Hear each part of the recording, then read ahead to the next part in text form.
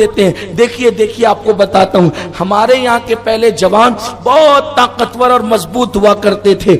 आज के जवान फुसफुसे होते हैं। पहले के जवान 100 किलो की गोनी भी कमर पे उठा करके ला करके रख देते थे।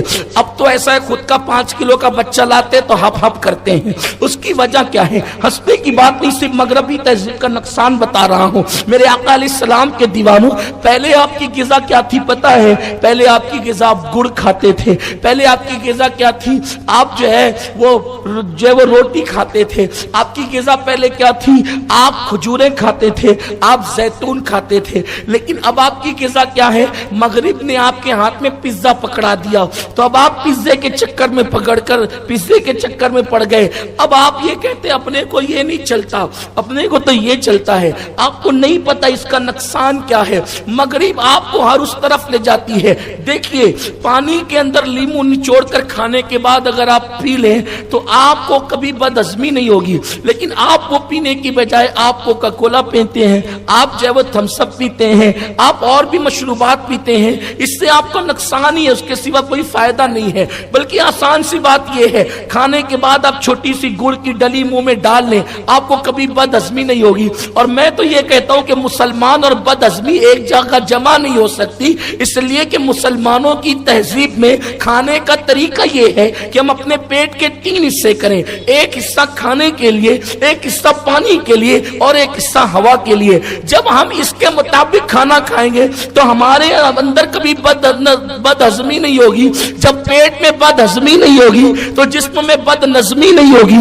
और जब जिस्म में बदनज़मी नहीं होगी तो फिर हमें किसी डॉक्टर की जरूरत भी नहीं पड़ेगी, क्योंकि हमारा तबीब मुस्तफा जाने रहमत सल्लल्लाहु अलैहि वसल्लम है। आपने कभी सुना होगा कि एक शख्स मदीने मुनव्वरा पहुंचा और अपनी सारी डिग्रियों के साथ पहुंचा ताकि मैं मदीने मुनव्वरा की बड़ी बस्ती को कवर करूं और यहां पर मैं लोगों का इलाज करूं। तो फिर क्या हुआ? वो बहुत दिन तक के वहां रहा, और रहने के बाद उसके पास कोई आया ही नहीं, कोई मरीज उसके पास फड़का ही नहीं। तो वो लोगों से पूछने लगा, भाइयों आखिर मेरा दवाखाना, मेरा मतलब यहाँ नहीं चलता। तो उसने क्या, लोगों ने कहा यहाँ तेरा मतलब चल भी नहीं सकता, इसलिए कि जहाँ नबी के गुलाम है वहां पर बीमारी नहीं है, वहां बीमारी नहीं है। तो कहा कि क्यों, आप लोग बीमार क्यों नहीं पड़ते? तो उन लोगों ने फरमाया, हम अपने महबूब की सुन्नत के मुताबिक खाते हैं।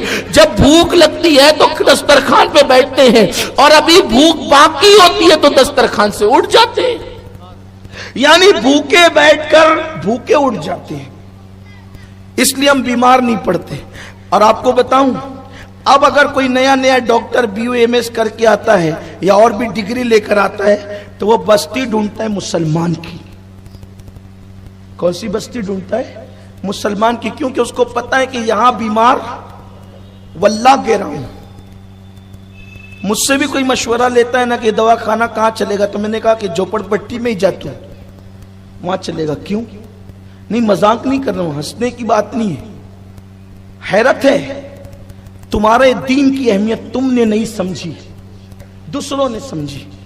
तुम्हारे बच्चे नंगे फिरते हैं ना, जहां जगह मिली वहां पेशाब करते हैं, वहां पे पाखाना करते हैं, कहीं भी थूकते हैं। ये इस्लाम नहीं है। नंगा फिरना इस्लाम नहीं है। जिनके खुदा नंगे फिरते थे उनके बच्चे भी नंगे नहीं फिरते। उन्होंने तुम्हारे दीन से तहजीब सीख ली।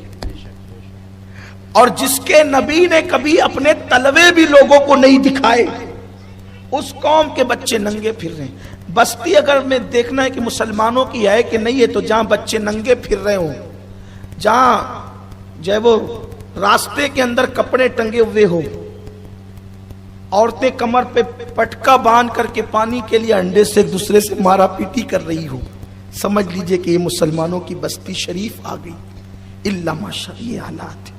घर के आंगन में कचरा पड़ा हो, गंदी बदबू आ रही हो, नालियों का पानी बह रहा हो, ये सारी चीज, ये आपकी बस्ती की निशानी है।